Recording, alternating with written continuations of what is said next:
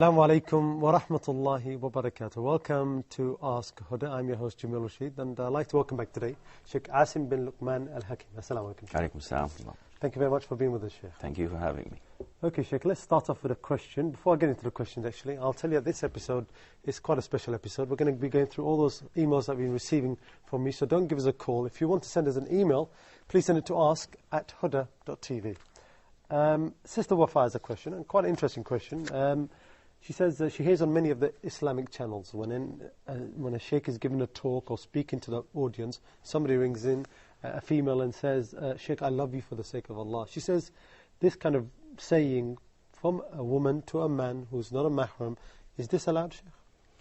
Bismillah ar-Rahman ar-Rahim. Alhamdulillahi Rabbil Alameen. Wa sallallahu wa sallam wa baraka ala abdihi wa rasulihi al-Amin. Nabiyina Muhammadin wa ala alihi wa sahbihi ajma'in. The Prophet sallallahu alayhi wa sallam told us in an authentic hadith, whenever some of you, one of you, loves his brother, he should notify him. So the sunnah is, if a person loves someone else, he would tell him that he loves him for the sake of Allah.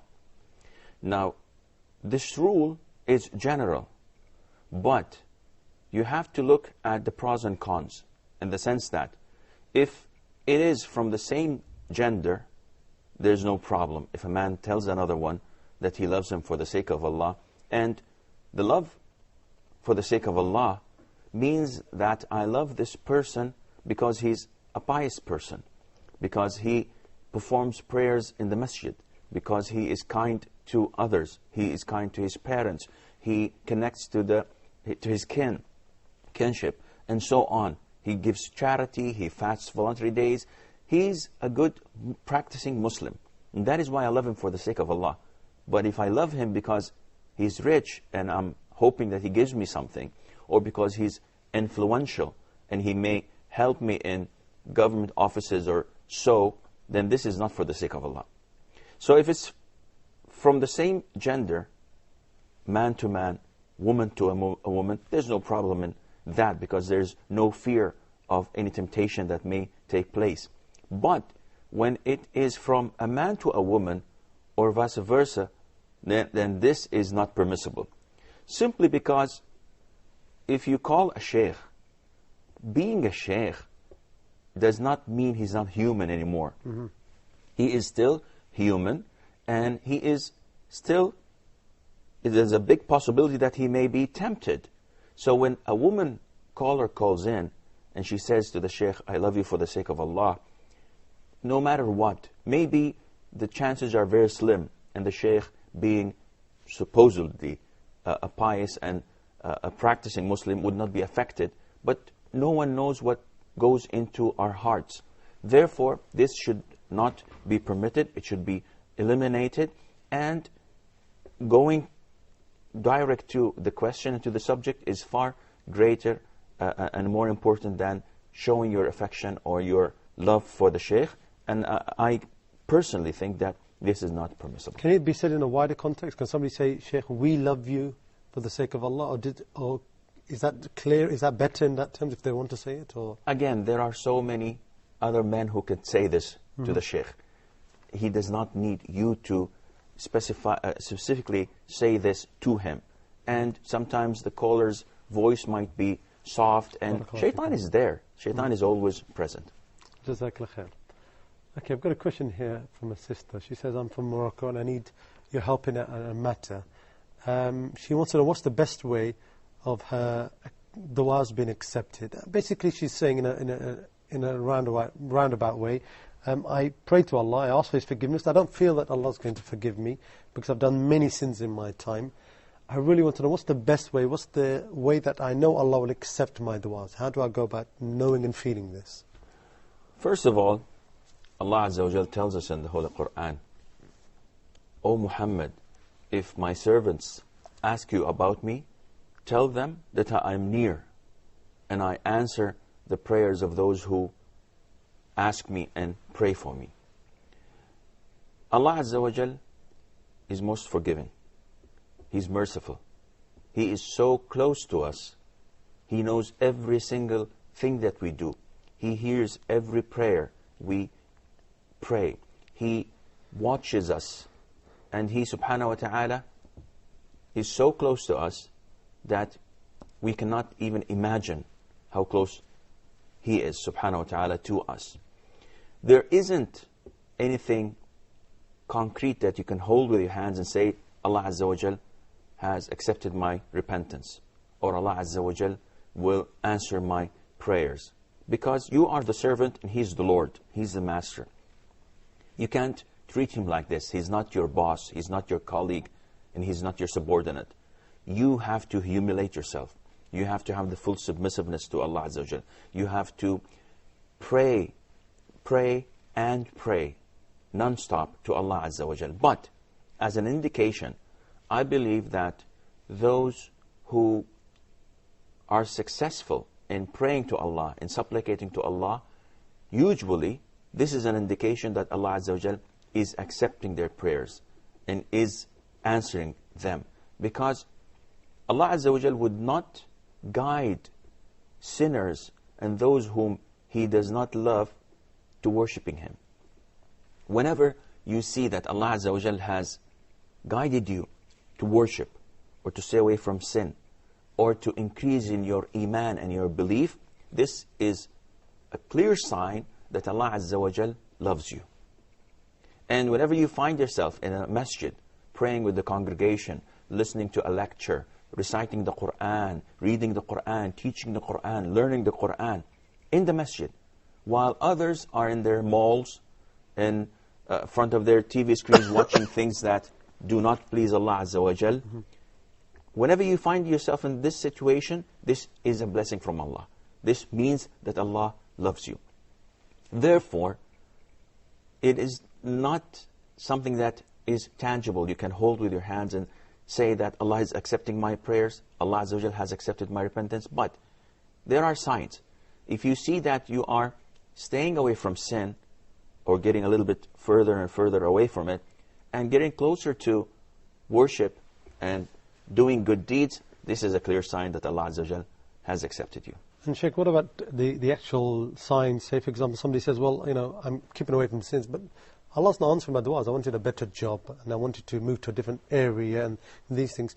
Does Allah subhanahu wa ta'ala actually have to give us what we want, or can He save it for us, or what's the situation? Well, Allah the Almighty does not have to do anything. Barakallahu feekum. We are servants of Allah. We are slaves to Allah Azza wa Jal. So He does with us what He wishes, what pleases Him. But it's a fact that Allah Azza wa Jal, as in the authentic hadith of the Prophet ﷺ, Allah the Almighty, whenever one of His servants supplicates and makes dua and requests Allah for something, Allah Azza wa Jal will do one of the three. And this is something He told us about. And the Prophet ﷺ relayed that to us. He said He would either answer our prayer on the spot. So if I say, oh Allah, grant me 1,000 riyals, Allah Azza wa Jal will give it to me on the spot. This is option one. The second option is that Allah Azza wa Jal would prevent harm from reaching me that is equivalent to that amount. So I say, oh Allah, grant me 1,000 riyals. And He does not grant me the 1,000 riyals, but just round the corner, I skipped an accident that would have damaged my car worth of 1,000 riyals. And this happens to us like hundreds of times a day. You were this close of doing something that would have cost you so and so.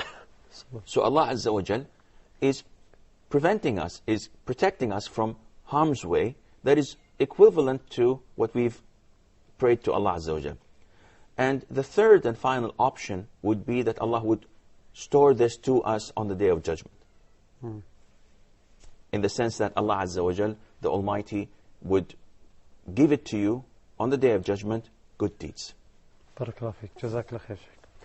Okay, Brother Mustafa's got a question regarding zakah. He wants to know, is there any zakah on paper currency? He said, I've heard that it can be done on gold and silver and grain and so forth. But where does it mention that it can be done on paper currency? The scholars, when they looked at the hadiths that deal with riba, they've divided these things into two categories. The first category, which is gold and silver, and the second category, which is wheat, barley, dates, and salt. And they said that the first category, which is gold and silver, the wisdom of making it part of riba is that it has a value. And anything that has value, and people use this value as forms of transaction, would go under the label of currency, or gold and silver. This means that if I have gold, I have to pay zakah. If I have silver, I have to pay zakah. And if I have gold or silver, I cannot lend them to people and take interest over that, because this is part of riba. Likewise, if we look at banknotes, at currency, they share exactly the same status of gold and silver in regards of zakat and also in regard of riba. So if I lend you 1,000 riyals and you pay that to me 1,500, this is clearly riba. And likewise, if I have a million riyals, I wish I do, but if I have 1,000,000 riyals in the bank account, and one comes to me and say, you don't have to pay zakat. Why is that? This is equivalent to like 15 or 20 kgs of gold. I said, no, there's no zakat. Gold and silver is zakatable. Other currencies are not. This would undermine and would hinder the wheel of the economy, because then people would not give money to the poor. No one has gold and silver nowadays, except women. But men, nobody stores gold and silver as they used to. So the currency is taking place of gold and silver, and it takes all the rulings of gold and silver. Jazakallah khair. Sister Zainab has a question. She wants to know if it's halal, if it's permissible for a woman to pierce her nose. And the reason why is for beautification. Well, piercing the nose was not known at the time of the Prophet ﷺ. And people know, the Arabs only know that piercing of the ears. And this is the majority worldwide. And some scholars say that piercing of the nose is not permissible because it's a form of mutilation to the face. So anything that is done to the face, and that is why in Islam it is forbidden to strike or to hit the face. So this is not permissible for a person to hit another person's face, either by punishing or slapping him on the face. Even if this was your child, your wife, your enemy, you do not hit the face. And that is why a lot of the scholars say that the majority of scholars say that boxing is forbidden in Islam, because it depends entirely on hitting the face. Having said that, some scholars say that piercing the nose is a form of mutilation because it changes the face, and that is why it is not permissible. Others say it depends on the customs of the country. If they consider this a form of beautification, then it is okay. Personally, I tend to go to the first opinion, that it is a mutilation of the face. And unfortunately, this has no end. If you go to the West, you'd find people piercing their eyes, the lips, and I've seen someone piercing their tongues. And I don't know how they talk like this, but this is all satanic, and it has nothing to do with nature. Jazakallah khair, Sheikh. Okay, we've got a question here from a brother. He says, I'd like to ask a question about some actions of one of my friends. Whenever we go to congregation, he never comes and prays with us. He always prays at home. And the reason he gives, he says, because you guys pray at the wrong time. You don't pray when the time comes in, you pray much later. So instead of praying with you in the mosque, I'm going to pray at home. What's the answer for this brother's question? Well, unfortunately, Satan moves in different directions. And he looks at people, and he tends to focus on their weaknesses. So if a person is lenient, he goes and he increases that. And if a person is strict, he makes him go to the extreme. That is why this brother's action is wrong. Now, he is hypothetically thinking that delay the prayer from its time. Does he have any proof of that? As long as the people are praying from the beginning of the adhan till the end of the time, then their prayer is valid. Dhuhr prayer is valid until Asr is called. Asr prayer is valid until the sun's brightness disappears, and this is when the shade of an erected object is half of its length, which means that it's double the length of this erected object, and it extends up to sunset. Maghrib prayer extends from the adhan to the disappearance of the redness in the twilight, and Isha prayer starts from the disappearance of the redness in the twilight until midnight, which is usually 11:30, quarter to 12, depending on sunset and the break of dawn. And Fajr prayer starts from the break of dawn until the beginning of the sunrise. So it is prolonged time for people to pray. You cannot come and say, I will pray home, because you delay or postpone the prayer, unless they postpone it until the other prayers do. And no one does this. So this is a lame excuse from a lazy person who wants to pray home. And Allah knows if he is actually praying home or he is also skipping it. So don't pay a lot of attention to his allegation. Always ask this brother to bring evidence from the Quran, from the Sunnah, or from a trustworthy scholar saying that what he's doing is acceptable. Jazakallah khair. I've got a question from Sister Samaya. She wants to know about reading novels. She says, I like to read fictional novels. Harry Potter she's got down here. Some romantic novels. She says, I'm also studying and I read the Quran a lot, but I feel guilty when I read these books. Am I allowed to read these kind of novels, Sheikh? Well, the Prophet ﷺ told us that al-ithm, burden and sin, is what eats your heart and you don't want people to look at it. So as long as you feel bad about it, then it is bad. But generally speaking, if a novel talks about noble things and it does not have any sinful things in it, it's permissible. So if it's a war story that talks about people fighting each other and about the humanitarian things in it and so on, then it's okay. But if it talks about things that are related into sin, or things that may nullify our Islam or affect our belief, then this is definitely unacceptable. For example, Harry Potter talks about a young magician. Well, actually he's not a magician, he's a sorcerer. And he goes to this college of whatever, black magic or white magic, I don't know if they have colors anymore, and he transforms people into animals and animals into people. They give life to the dead and they deprive living from their life. And all of this, as a Muslim, we believe that this is blasphemy. No one gives life to the dead except Allah Azza wa Jal.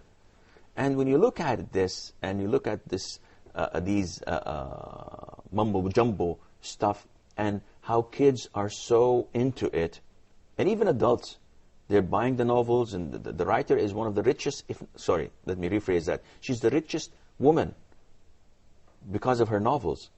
And the kids are so hooked into it, and they're following each and every page and each and every movie that goes down, and they are connected, so connected to it. We know that this is a negative effect and impact. As for romance novels, you tell me. Romance is between a man and a woman.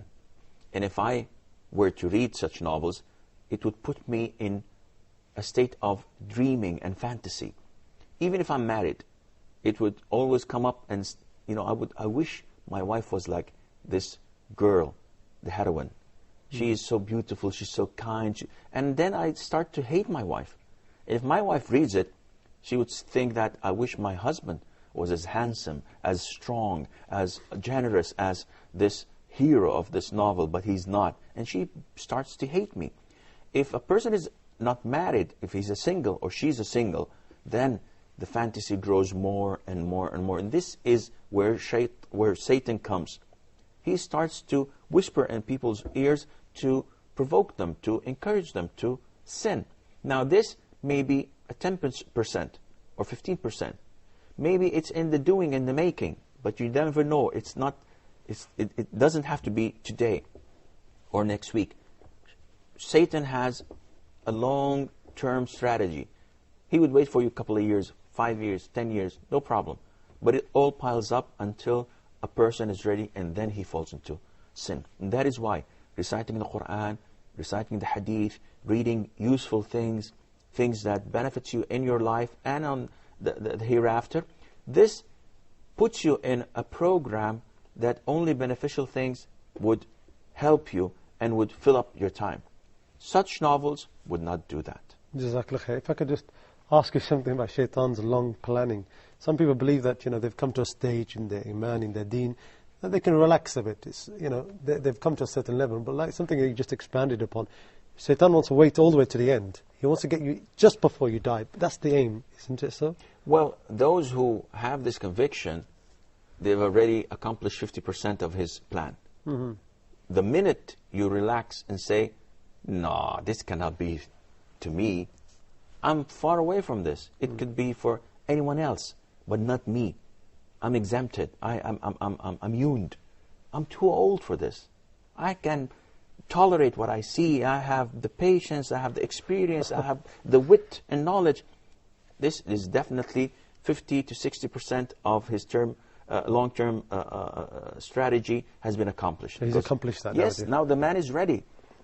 Yeah, and if you, as they say, if you push me a bit, I just might. And the guy is ready. So if you have this, you're in the danger zone. Go back to the basics.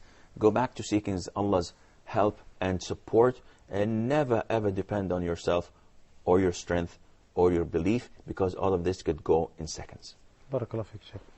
Okay, Brother Said's asking us a question. He says, I'm travelling on the way home. Just before I reach home, I haven't prayed my Dhuhr Salam. It's a long journey, and I hear the Asr Adhan. What should I do? I mean, do I have to pray my Dhuhr first, or do I go to the Jama'ah and pray the Asr, then I pray the Dhuhr? What do I do? Did he reach his destination? Yes, he just reached home. Yeah.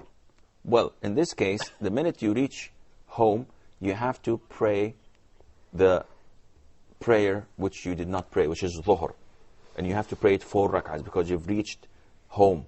If you've reached your destination, which is not your hometown, you can pray 2 rak'ahs, shorten your prayer. But because you've reached back to your hometown, you have to pray 4 rak'ah Dhuhr and then pray 4 rak'ah Asr with the congregation. But if the minute you've reached your hometown and the Iqamah for Asr is due, then you may go to the masjid, intend to pray Dhuhr with them while they're praying Asr. So the intention is different, but the 4 rak'ahs are the same. Once you conclude your Dhuhr prayer with them, then start your Asr prayer on your own, or if there's another congregation at the back of the masjid, and pray with them Asr. Jazakallah khair, Shaykh. Got a question from Brother Yunus regarding contraception. In order to have space between the offsprings, the children, sometimes you see families who have children all together. The brother says after a certain time we want some space to give rights to the wife too, for her to have some well-being. Are we allowed to take contraception for this, Sheikh? Well, scholars say that you are allowed to do this.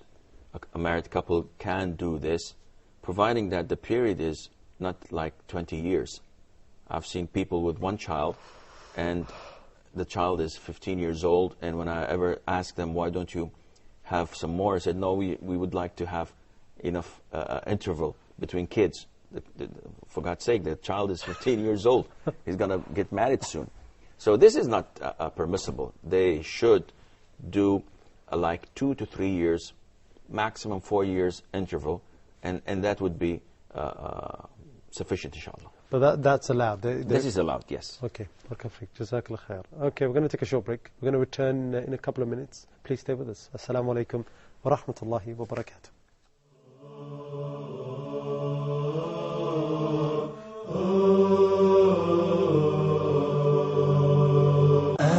اللهم صل على محمد رسول religion of Islam is the fastest growing religion in the world, and the majority of that growth is taking place right here in the United States of America. According to most reliable estimates, there are more than 7 million Muslims living in the United States of America. Muslims have become valuable and vital assets to the American society. So please join me as I travel around America and introduce you to a few of the many Muslims in America. رسول الله لا إله إلا الله محمد رسول الله. There is no God but Allah. Muhammad is his messenger. لا إله إلا الله محمد رسول الله. There is no God but Allah. Muhammad is his messenger.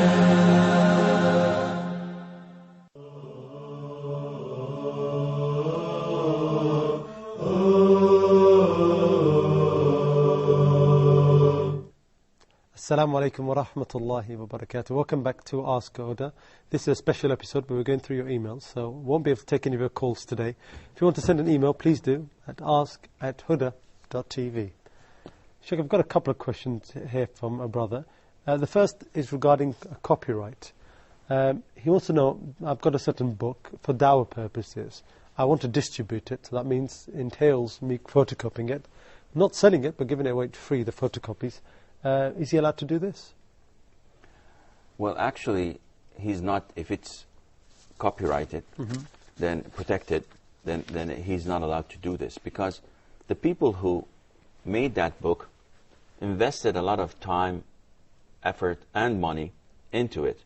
So it is not permissible for you to mass copy it and distribute it for free, and you would be hindering their work for the future. And if you did something like this on your own and someone copied that and distributed it to others, you would not have liked that, and you would not definitely approve it.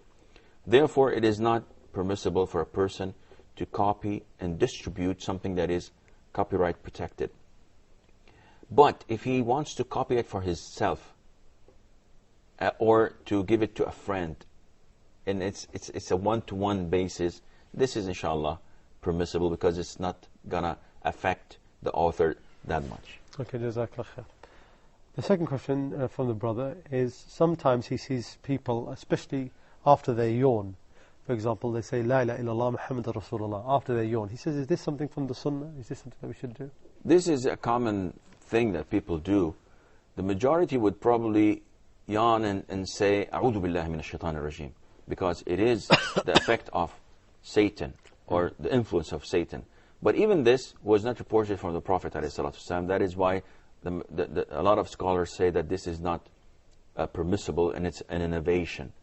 And it reminds me of something that a man did in the presence of, so it's called Ibn Umar, may Allah be pleased with him and with his father. He sneezed and said, Alhamdulillah wa salatu wa salamu ala Rasulillah. So some narrations stated that Ibn Umar said, Yarhamkumullah wa ala ummika salam, and on your mother may peace also be. So the guy said, what does my mother have to do with this? And he said, what does the Prophet have to do with this? The Prophet told us that whenever you sneeze, you say Alhamdulillah, Allahumma salli wa sallam alayhi. But you don't add this. He said, it's a blessing of Allah. He said, no, it's not a blessing when you innovate. Likewise, in all of the things that we do, people, when they sit down to eat, they say Bismillah. This is what the Prophet told us, alayhi salam.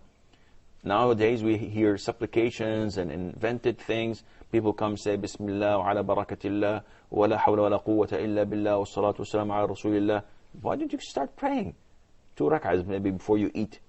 It's maybe more rewarding. All of this is an innovation. The Prophet did not teach us this, alayhi salam. Therefore, you would be innovating if you add to it. Jazakallah khair. Okay, I've got a question here. An interesting question, because you see it happen in society. It's a societal problem, really. So sometimes you see people laughing at other people, and those people don't know. So, for example, somebody's walking by and a group of people are laughing at this person. This kind of action, it's a sinful action because you're mocking somebody. But the people involved in this, sometimes they don't actually believe they're mocking. They think that person doesn't actually know what we're laughing at. We haven't mocked him in front of people. So they justify this. Is there actually any justification for this kind of action, Sheikh? Unfortunately, there are no justifications to this, none whatsoever.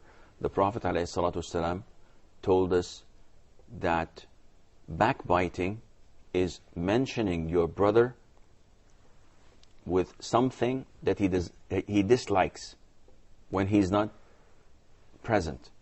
So if my brother, my friend, my Muslim brother is short, and this is a fact, and I talk to you and he's not present, and I tell you that our brother so-and-so is so short, you need to irrigate him so that he may grow up a little bit. So this is short. That's true. That's a fact. This is backbiting, even if it's true. And also the Prophet ﷺ told us that Wu, which is Wail, and Wail is, they say, it's a valley in hell that is so deep, and the fluids and the blood running through it. So the Prophet is saying to us that this valley, Wailun, is to those who talk to make others laugh. Wailun lahu, may woe be to him twice or thrice. So this means that, you know, those comics who come and make fun of people, they take the biggest portion of this because they're making people laugh on others. And likewise, these people mocking and ridiculing this brother because of his size, his height, his color, or whatever, even if he does not, because he does not know this, this is backbiting, and it is a major sin. It's not a minor sin that can be, you know, overlooked. It's a major sin, and on the Day of Judgment, Allah Azza wa Jal will give him from their good deeds the sufficient amount to compensate for their aggression and their sin. Jazakallah.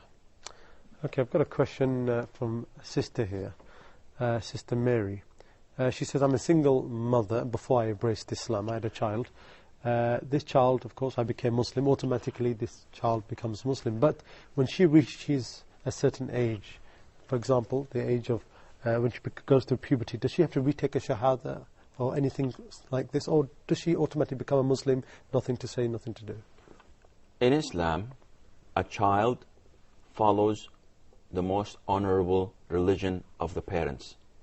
For example, if we have a Jew father and a Christian mother, the child would be Christian. And if we have a Muslim father and a Christian mother, the child by default is a Muslim. In the sister's case, because this child was born before she reverted to Islam, and the child grew up as a Muslim and in the custody of a Muslim mother, then the child is a Muslim by default. And she does not have to take Shahada or to embrace Islam because she is a born Muslim. Jazakallah. The sister's got an attached question regarding a new Muslim, a woman who gets married, who wants to get married rather, but she doesn't have a Muslim mahram. Can she still get married, or does she have to take a mahram which is a Muslim, somebody from the community? Well, there is a hadith that the governor is the guardian to those who do not have a guardian. So, al-wali waliyu man la waliya lah. The governor, the Islamic judge, the ruler, and providing that they're all Muslims, of course, they are the guardians, they are the wali to a person, to a woman who does not have a guardian. So in the case of newly revert Muslim sisters, they don't have anyone to be their guardian, so they go to an Islamic center next to them, or to an Islamic court, and the judge or the imam of the center would act as her wali, and he would marry her to whomever is suitable to her, or to the one who she chooses. And this applies especially, it's quite important, especially in the non-Muslim countries where you don't have the court system, and the mosque system as well is not very established, like say in the Muslim countries. So you can't really take any person, it has to be somebody of authority. Of course. Okay, Jazakallah khair. Okay, we've got a question here from Sister Sarah. It may seem strange, but it happens many a time, Sheikh. A person is in a job where he can't find any time, who's unable to pray at all throughout the working day. This is what the sister says. Can this person come at the end of the day and combine all the prayers? The answer is, you have to be realistic. If you're working 9 hours or 8 hours a day, do you mean to tell me that you don't go to the loo? You don't answer the call of nature? You don't take a coffee break? This is, I think this is not the case. Because all people, working people, have to take time off. And it's a regulation in some countries that you cannot work 4 hours continuously without a break. In some countries make it 5 hours. But still, at the end of the day, there is a break that allows you to do something you have to do, whether it's answering the call of nature or to go and pray. Nowhere that I know of, you don't get people having time off to smoke or to get a coffee break. To eat. To eat. Yes. So you have, how long would it take you to perform Dhuhr prayer? Not more than 6 minutes. So you don't have to tell people in praying, just tell them I'm going to the loo, I'm going to the bathroom. I'm going to do whatever I want to do. I have time off for myself. So I don't believe that this situation applies. But let's presume, hypothetically that is, that the brother or the sister is working on a job that they could not leave the chair. And let's say that they are monitoring the air traffic controllers or whatever. And this still is very hypothetical, but because they have to take time off, otherwise their eyes will pop off. Yes. But let's assume that the sister is a surgeon, or the brother is a surgeon. He is undergoing a surgery that takes 8 hours, 9 hours, and he cannot leave the patient. In this case, yes, it's permissible for them to join. But this would happen once every blue moon.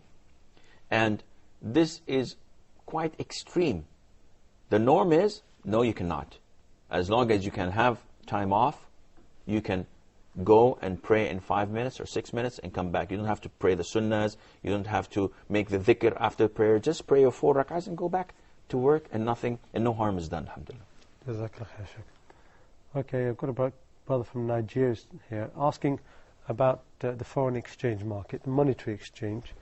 Is this something that we're allowed to get involved in? We're allowed to get involved in buying and selling foreign exchange, foreign currencies, Sheikh? Well, as part of riba, one of the things that is essential so that a transaction is not classified as riba is that whenever exchange takes place, it has to be on the same spot. So if I give you dollars, you give me euros on the spot. I give you and I take from you.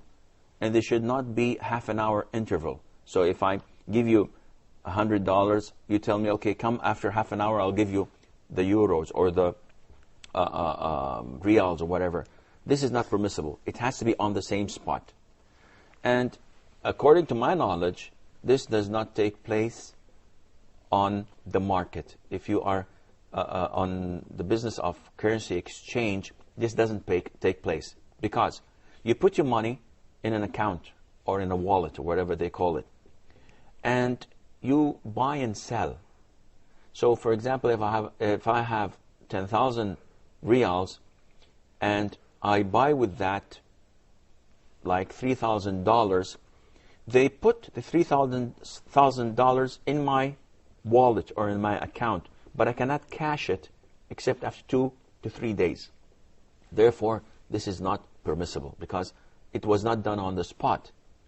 If it was manually, if this transaction takes place hand by hand, I give you 1,000, you give me 500, this is acceptable. But through the process which is currently going through the internet, through the currency exchange markets, this is not permissible because you are not receiving what you have bought on the spot. Jazakallah khair, Shaykh. Brother Muhammad has a couple of questions for us. The first one is regarding the sunnah throughout the day. Could you please just go through what are the sunnah salah throughout the day for the brother? The sunnahs are highly recommended and recommended, and general voluntary prayers. The very highly recommended that the Prophet ﷺ maintained and observed throughout the day and night are 12 rak'ahs. And as in the hadith, the Prophet told us ﷺ, in the hadith of Habiba and Salama, may Allah be pleased with them, Ameen. that the Prophet said ﷺ, whoever prays 12 rak'ahs during the day and night, Allah will build a house for him in paradise. And he told us that these 12 rak'ahs are 2 rak'ahs before Fajr, and he would never ever leave these 2 rak'ahs, whether he's traveling or residing. Never. And 4 rak'ahs before Dhuhr, and 2 rak'ahs after Dhuhr, 2 rak'ahs after Maghrib, and 2 rak'ahs after Isha. The total is 12 rak'ahs. Now, there are other forms of voluntary prayer that are recommended, but they're not as highly as recommended, such as Salat al-Duha. And Salat al-Duha is prayed between sunrise, after 15 minutes of sunrise, just before the adhan of Dhuhr, 10 minutes before adhan of Dhuhr. This is the time for al-Duha prayer. Likewise, you can pray an extra 2 after Dhuhr. So instead of praying only 2, which is the highly recommended sunnah, you may pray 4. And you may pray also 4 rak'ahs before Asr prayer. There isn't any highly recommended sunnah for Asr, before or after. After, it's forbidden to pray, of course. But before, there isn't highly recommended. But there is a recommended sunnah, mustahabba, that you pray 4 rak'ahs before Asr, and so on. This is 2 by 2, is it? Well, there is a difference between scholars. The Hanafi school say that they have to be 4 in a row. And the other schools say you have to split them by salam, 2, and then conclude that, then pray the other 2. And alhamdulillah, it's acceptable both ways. Jazakallah khair, Shaykh. Got the second question from the brother regarding the best way of reciting the Quran. He says, is it with a slow voice or a voice which is very melodious, as we see? He says, what's the best way, especially when it comes to learning the Quran, especially for the newcomers like ourselves, when it comes to learning the Quran? Should we try to make ourselves very fluent and fast, or is it slow and nicely recited, Shaykh? Well, definitely the more slower and beautiful your voice is, the better, and the closer you are to Allah Azza wa Jal. Because if you recite it in a quick and easy flowing manner, it's lesser in contemplation than when you recite it slowly and with a beautiful voice. And the effect, when you beautify your voice with the Quran, has more impact than when you just read it as you're reading a normal text.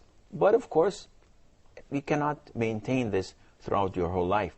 There are some times that you want to recite a portion of the Quran in a couple of minutes. And there are times that you have the whole time for yourself, so you would like to recite it in a slow voice, beautify your voice with it, and make people enjoy listening to the Quran. Jazakallah khair. The brother's third question is something which is not actually in his control, but it's something which he feels that he is not easy with. He works for a company. This company, like many of the companies nowadays, takes loans from the bank to facilitate their growth and so forth. He wants to know, am I allowed to work for them? Because they're taking interest, they're doing loans, things which involve riba. Okay. First of all, if the line of work of this company is permissible, for example, if this company is producing medicine or they're selling cars, this is permissible as a whole, as a line of work or an activity of this particular company.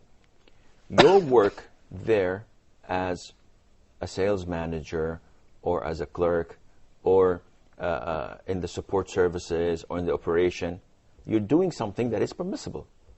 Now, the financing of these projects, if they are entirely done through riba and they deposit their money in banks to get riba interest, and the whole financial system is based on riba, you would be part of that.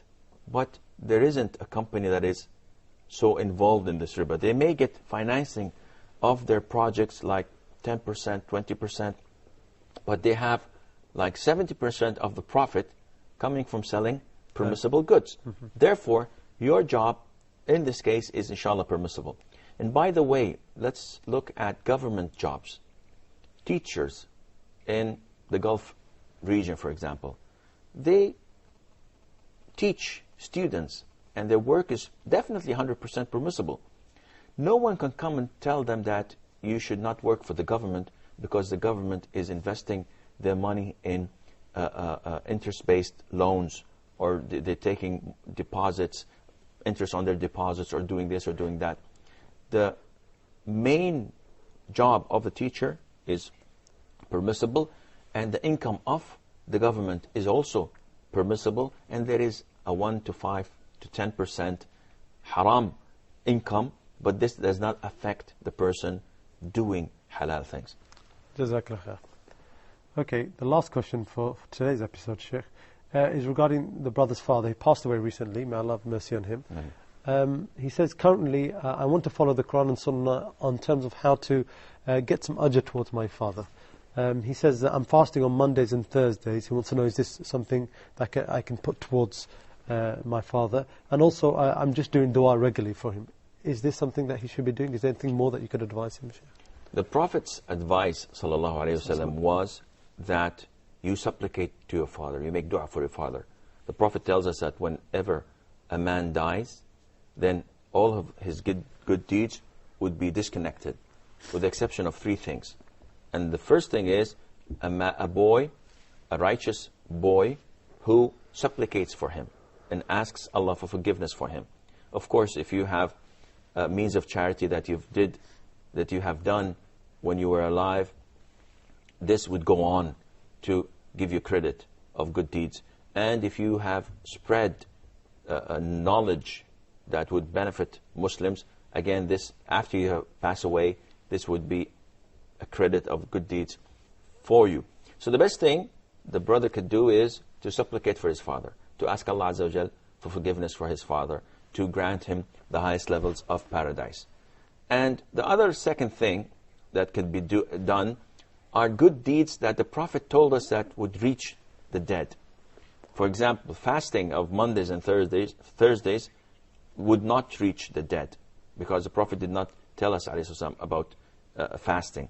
Prayer, likewise, would not reach, because he did not tell us about prayer. But he told us that Hajj, which, and Umrah, of course, falls under Hajj, would reach the deceased. And also charity. If you give charity to the poor and intending them for your father, this, inshallah, would reach. Okay. Jazakallah khair, Sheikh, for all your answers today. Well, that's all the time we have for you today on Ask Huda. If you want to send us an email, please do it, ask@huda.tv. Well, until next time, we both leave you with Assalamu alaikum wa rahmatullahi wa barakatuh. If my love is attached to thee, then from sins I will be free. Each time my heart will beat, your name will resound with heat. Allah is my heart's speech, your mercy is what I beseech. Keep in my heart your remembrance, and in your deen allow me to advance. Help me in my quest, permit me to pass the ultimate test. Help me in my quest, permit me to pass the ultimate test. Help me in my quest.